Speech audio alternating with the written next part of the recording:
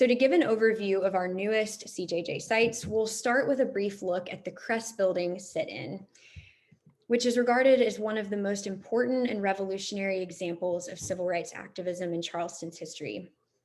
And for those who don't know this story, a brief recap is that on April 1st, 1960, 24 students from the all-African-American Burke High School entered the Crest building on King Street and sat down at the lunch counter, where they were arrested for occupying a space reserved for white patrons only.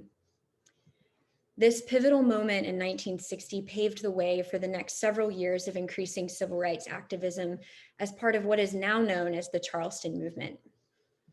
And in honor of this incredible story and the remarkable individuals behind it, the Preservation Society installed an historic marker on this site in 2013 as part of our Thomas May and Pinckney Alliance, which we'll actually share more about with you in just a moment. And on this slide, you can see how each Charleston Justice Journey site is structured. So you have an informative, peer-reviewed text, an image gallery, and perhaps most importantly, we have a Learn More section, which is meant to encourage users to continue their research journey beyond this website. And also launched just this week is another incredibly important site. And this one honors the history of the Emmanuel AME congregation, which spans more than 200 years of history and is one of the oldest African-American congregations in the Southeast. Mother Emanuel is also perhaps one of the nation's most recognized symbols of the long and ongoing struggle for racial justice.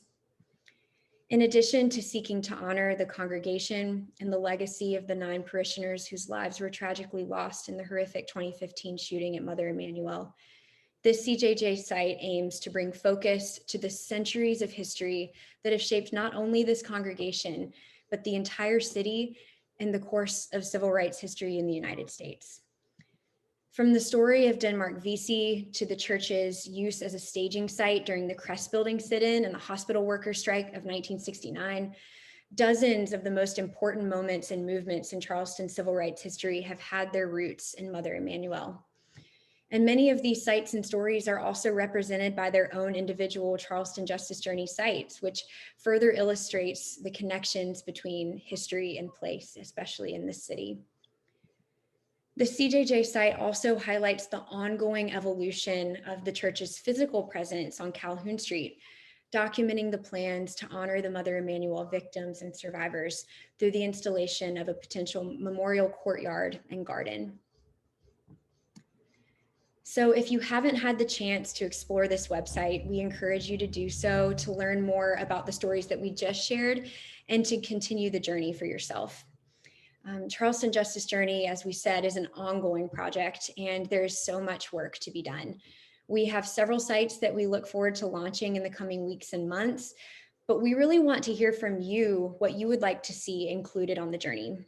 So you can email us at advocacy@preservationsociety.org.